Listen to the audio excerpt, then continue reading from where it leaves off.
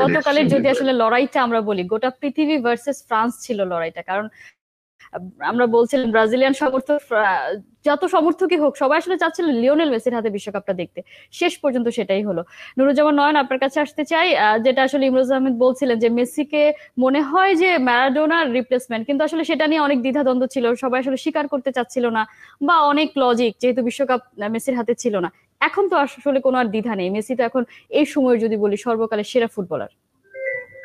নিঃসন্দেহে এটা নিয়ে একটু তর্ক ছিল, কিন্তু মেসি যা কালকে করেছে এবং পুরা বিশ্ববাসীকে যেটা দেখিয়েছে যে মেসি এখন আহ কোনো দ্বিধাদ্বন্দ্বের মধ্যে নাই। মেসি পৃথিবীর 1 নম্বর প্লেয়ার, এবং সে যতদিন বেঁচে থাকবে বা ফুটবল যতদিন থাকবে বা এই পৃথিবী যতদিন থাকবে ততদিন কিন্তু এই মেসির নাম উচ্চারিত হবে।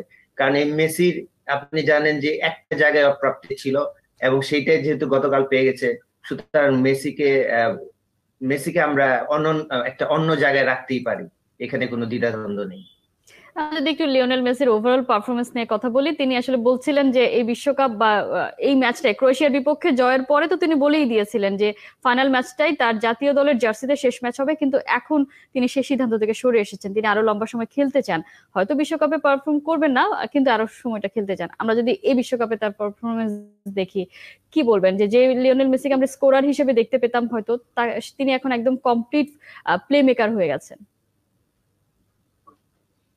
আমি নুরুজ্জামান আসলে নাইন। আমি এই নয়ন, আপনি বলেন, অসুবিধা নেই, বলেন। সরি, আমি শুনতে পাইনি প্রশ্নটা, হয়তো কোনো। যে লিওনেল মেসির ওভারঅল পারফরমেন্স নিয়ে কথা বলতে চাচ্ছিলাম নয়ন, যে লিওনেল মেসিকে আসলে বলা হচ্ছিল যে যে দলটা সেটা আসলে লিওনেল মেসি নির্ভর, এবং সেই কারণেই হয়তো আর্জেন্টিনা কিছু করে উঠতে পারে না।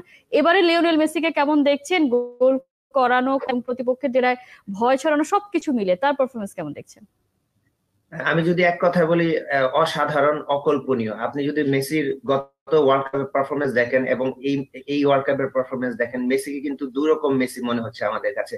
এবং মেসি কিন্তু এই ওয়ার্ল্ড কাপে এজ এ টিম প্লেয়ার হিসেবে আমরা বেশি দেখেছি। সে যেমন গোল করিয়েছে, তেমনি কিন্তু সে পুরো টিমকে উৎসাহ দিয়েছে, অ্যাসিস্টও করেছে গুরুত্বপূর্ণ মুহূর্তে। এবং আপনি দেখবেন ফার্স্ট হাফের শেষের দিকে গতকাল ম্যাচে মেসি তার ডিফেন্সিভ লাইনে যে হাই প্রেসিং করে সে কিন্তু বল উইন করেছে। সো এই ধরনের মেসি কিন্তু আমরা ক্লাব লেভেলে খুব একটা দেখি। আমি বলবো যে মাঠের মধ্যে একটা পরিপূর্ণ প্লেয়ার ছিল, এবং সে শুধু নিজে খেলেনি, তার টিমমেট যারা ছিল তাদেরকে উৎসাহ দিয়েছে, এবং দিন শেষে সে চ্যাম্পিয়ন। নুরুজ্জামান নয়ন, আমি একটু জানতে চাই লিওনেল স্কালোনিকে নিয়ে। তিনি এক এক ম্যাচে এক এক ফরমেশনে খেলিয়েছেন, এক এক ভাবে চেষ্টা করেছেন, এবং তার সে পরিকল্পনা পুরোটাই ওয়ার্কআউট করেছে, কারণ তার দল বিশ্বকাপ জিতেছে। ওভারঅল লিওনেল স্কালোনিকে কেমন দেখেছেন, তার পরিকল্পনা, স্ট্র্যাটেজি? যেহেতু আপনি আর্জেন্টিনা ওয়ার্ল্ড কাপ জিতেতে স্কালোনি বিশ্বসেরা কোচ বলাই যায়, এবং আপনি ঠিকই বলেছেন, সে 3টা ফরমেশনে খেলেছে। 4-4-2 দিয়ে শুরু করেছিল সৌদি আরবের সাথে, মাঝখানে সে 3-5-2 বা 5-3-2 খেলিয়েছে, এবং কালকে 4-3-3 খেলিয়েছে।